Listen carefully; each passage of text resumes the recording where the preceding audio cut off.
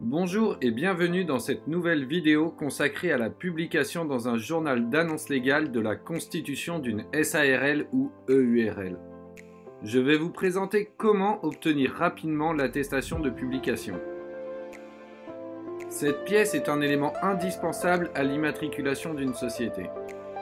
Pour réaliser cette opération, je dois disposer des statuts constitutifs de la société à immatriculer.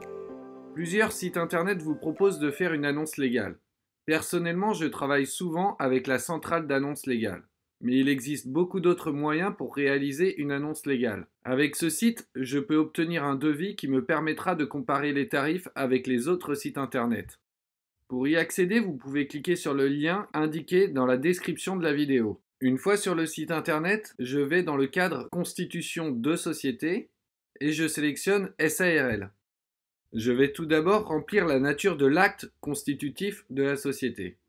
À titre informatif, un acte sous signe privé est un acte signé entre les différents associés fondateurs sans qu'il soit passé devant un notaire. Si les statuts ont été signés par acte notarié, il faut que je sélectionne acte authentique.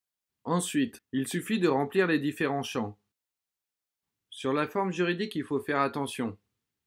Si la société est à capital variable, cela sera spécifié dans les statuts, et notamment à l'article capital social.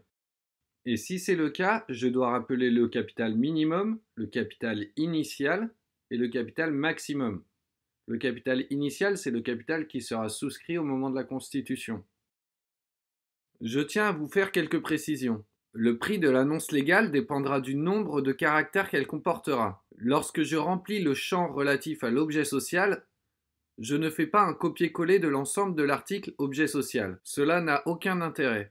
Par exemple, dans les statuts de la société que je suis en train d'immatriculer, l'article objet social est extrêmement long. Je vais donc sélectionner uniquement l'activité principale de la société.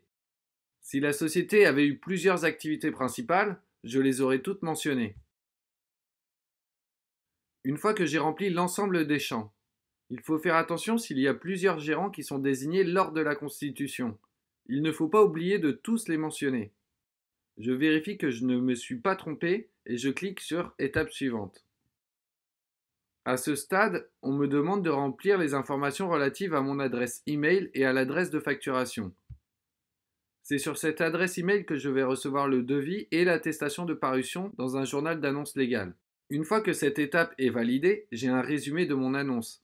Et surtout, j'ai le devis sur la droite que je peux télécharger. S'il y a des mentions erronées sur l'annonce, j'ai juste à appeler le service client pour leur demander de procéder aux modifications avant de payer.